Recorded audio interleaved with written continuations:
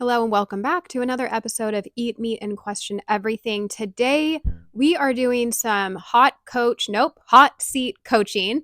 I put a question box into my Instagram stories to have you guys tell me where you are struggling and how I can help you with that. We got a lot of good stuff, so I'm going to do some rapid fire answers. We're going to try and get through as many as we can. There is a lot. There will definitely be a part 2, maybe next week or the week after. So let's get started. How to get started. Okay, I have a lot of videos on this already, so I don't want to bore everybody too much. I do want to redirect you to my YouTube channel. I have my videos organized into playlists, and there's a bunch of how to get started videos on that.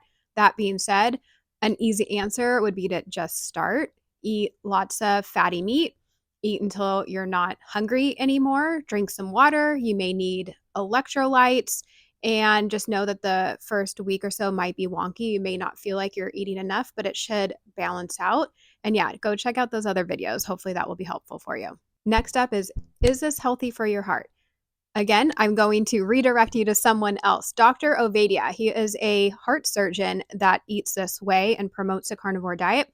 He says the majority of the people on his operating table have normal or low cholesterol. So having high cholesterol, which, typically our total number goes up a little bit from eating this way, isn't an indicator of heart disease. In fact, the number one indicator for heart disease, he says, is insulin resistance. He actually has a podcast and he also has a book. It's called Stay Off My Operating Table, and it's a really good read. It's not too sciencey, like it was good for me to understand, so I would recommend that book as well. Next up is somebody asking about cheese and what kind of cheese you can eat on the carnivore.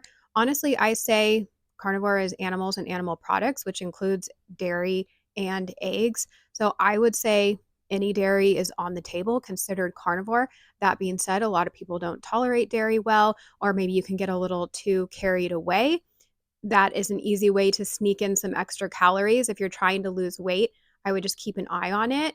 I would suggest using cheese and dairy as a condiment, or if you do like a recipe that is very dairy heavy, maybe skip a few days without having dairy or just keep it a little bit light. There's a lot of carnivore people on TikTok currently going after other carnivores saying dairy isn't carnivore, cream cheese isn't carnivore. Specifically, everyone's getting their panties in a twist over cream cheese right now.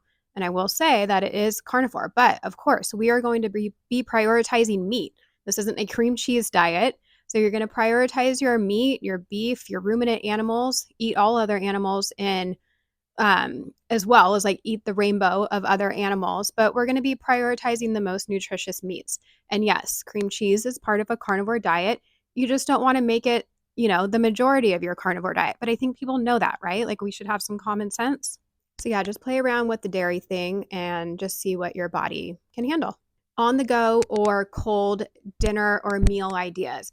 I think having hard-boiled eggs cooked up are great. Having cheese, salami, cook up some bacon, like batch cook, is a great idea. Meat sticks, meat chips.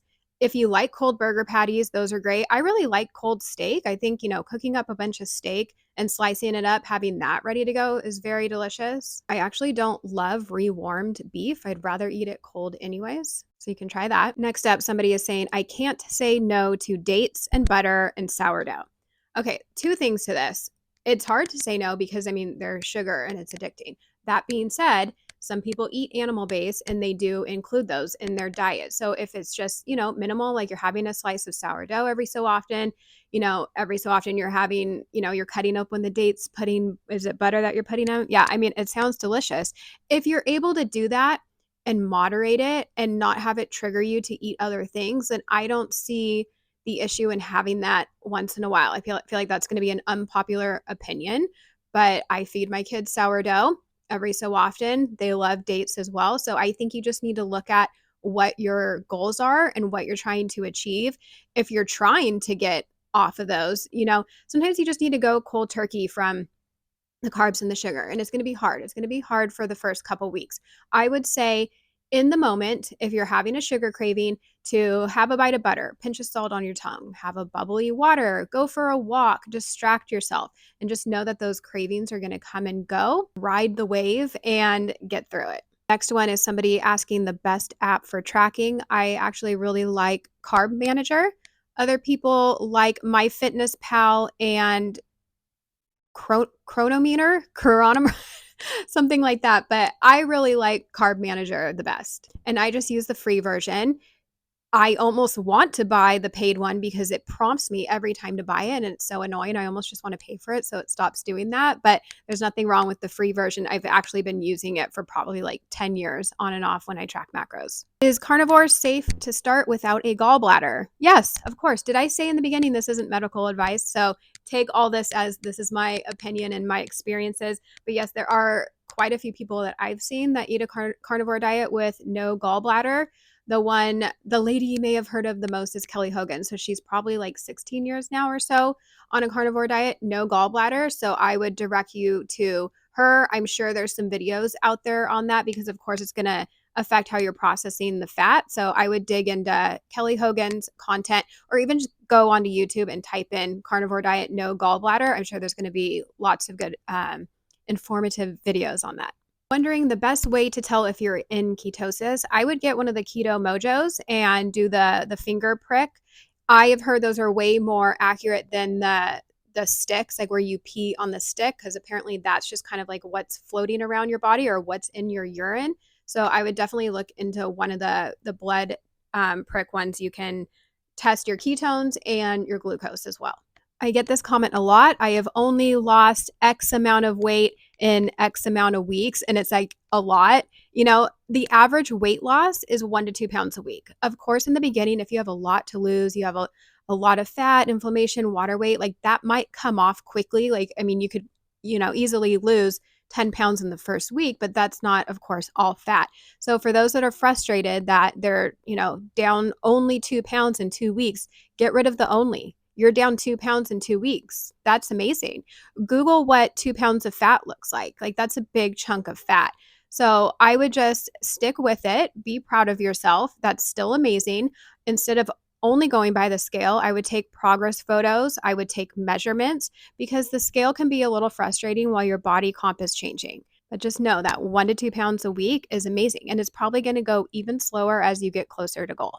This person is feeling bleh at the thought of eating another meat-based meal. I would encourage you to switch up the animals. If you're sick of having ground beef and steak, do some chicken wings, do a pork roast. There's a lot of animals out there. And of course, shameless plug for my cookbook. I got a lot of fun recipes in there for those that are just sick of, simple carnivore eating and want to make things a little bit more sustainable and creative. Carb cravings while they're PMSing. And then I also had somebody else asking about fasting and the luteal phases. So I'm going to kind of combine those. So I would just make sure you're eating enough fat, eating enough protein. And I would be curious, how far into carnivore are you? I think having those cravings in the beginning are normal. I think once you're super clean and you're not having anything sweet, then it makes things a little bit more manageable. But sometimes even upping your fat a little bit could be helpful. Or if you actually feel like having carbs, just know that you can get animal-based carbs. If you wanted to have some plant matter, veggies, fruit, of course, I would go for some low carb and low toxic ones to choose from. But for animal-based carbs, if you're doing dairy, you can have some yogurt. And this what I would say for like the week leading up to your period if you want to. Oh yeah, because someone also asked about like supporting progesterone, and that could also be helpful, is having some carbs before your cycle. And animal-based carbs again would be yogurt, milk, scallops. Scallops unfortunately are expensive, but they have quite a few carbs. It's actually surprising. And since I didn't prepare for these questions, I'm sure there's other items that you could choose from that, but that's all that's popping into my head right now. Insulin resistant saying, how many sardine fasts do I have to do to get my insulin down long-term carnivore?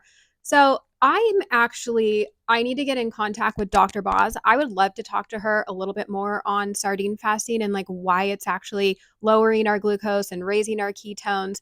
And she also recommends like eating a stick of butter for one day, or even maybe it wasn't even one stick, but just only eating butter for one day to jumpstart that. So I feel like this whole topic of conversation regarding glucose and carnivore is a little bit deeper than I can get into right now. I'd love to also talk with Danny Conway again about this, because you kind of have some people saying we shouldn't eat too much protein because then it, turns into glucose, that we should be eating high fat. And then other people are saying that's not the case. So there's a couple names for you to dig a little bit deeper. And I would also love to expand on that more in another podcast.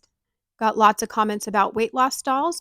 I will say kindly, respectfully, a lot of people are like, "Oh, I'm stalled," and it's been like 2 or 3 weeks. That wouldn't technically be a stall. I understand that that can be frustrating to see. But a stall, I should have Googled this, but I feel like I've seen it's like when it's more than like 2 months. So that being said, I would track macros. I would, whatever a typical day of eating is, like plug that into a calculator right now. See where you're at.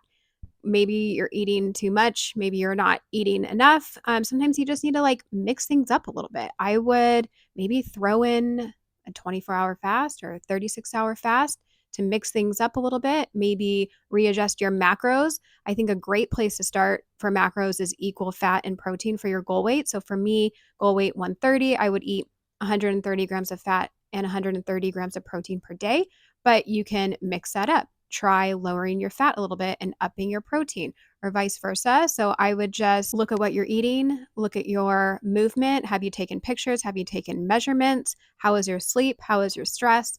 I know it's so frustrating. Like so many pieces of the puzzle, or so many pieces go into this weight loss puzzle, and we have our hormones that come into play, and it can be really frustrating. So just keep going, mix things up, test, don't guess. Might need to dig a little deeper, do some lab work. I recommend Danny Conway again and Coach Jen Winkler if you want to get some labs done to dig a little bit deeper if you have truly been on a stall for a long time. Someone's saying they're losing their milk supply when they're cutting grains. I don't totally know much about this. I have seen Dr. Salt. She is on Instagram. She had a carnivore slash animal based pregnancy and nursed as well. And I heard her say it's not so much because of that. It's like it has to do with like the water that you're holding onto, or maybe that the grains are holding onto. So she wouldn't recommend, I believe, she wouldn't recommend a drastic switch, that it would either be like a slow switch to eating carnivore, or that it would be better to do it before you're nursing, or wait until after. So I would go check out her content. Her baby, I think, is already 1 now. So you might have to scroll back a bit, but she shared a lot of her pregnancy and her breastfeeding journey. And that brings us to another one where somebody was struggling staying carnivore while pregnant. And I don't see anything wrong with expanding it to animal based if that's what helps you feel better. I've seen a couple people do that were strict carnivore. Even Dr. Solt, I think, like included some berries and avocado. I mean, if you think back to like how we used to eat, it wasn't totally strict meat. I mean, once in a while they would come across a berry bush. Mind you, from what I hear, I wasn't there, but they say that it's like nowhere like it is. The fruit was nothing like it is now. Like right now it's, very sweet. Back then it would have been a little bit bitter, but I think if that's what can help keep this way of eating sustainable, is having a little bit of like some blueberries or strawberries, keep it low carb, and some avocado. Maybe that would be helpful for you. All right, the last one, somebody asking for in the mornings, coffee first, then eat, or eat first and then coffee. I would say in a perfect world, I don't know who they is, the experts would say that you should eat first and then have your coffee. But you know what? I don't like to be told what to do.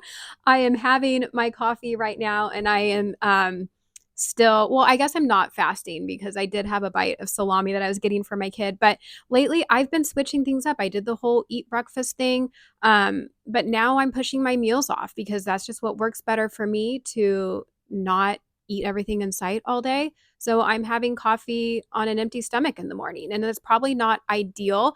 I think it all depends on the person too. Like, how are your hormones? How are your adrenals, and like all that. But my thoughts are, this doesn't mean you should do it, are that, doing this for a few months, eating or drinking my coffee and having my food later, like it can't do that much damage, right? If this is what's going to help me get to my goal and finally be in maintenance mode, then I'm just hoping for the best. But yeah, I mean, if you want like the best practice, it would be to eat your breakfast and then maybe have your coffee like an hour or so after. But womp womp. All right, you guys, I hope this was helpful for you. If you are on YouTube, you can leave me a comment below. Let me know where you are struggling with, how I can help you. Like, comment, subscribe. If you're listening on your podcast app, please rate this and leave a review. That would be super helpful. Or even like screenshot it, share it on social media, tag me. I would love that. I would love to see who's actually listening to this. And thank you so much. I love you guys. We'll see you next time.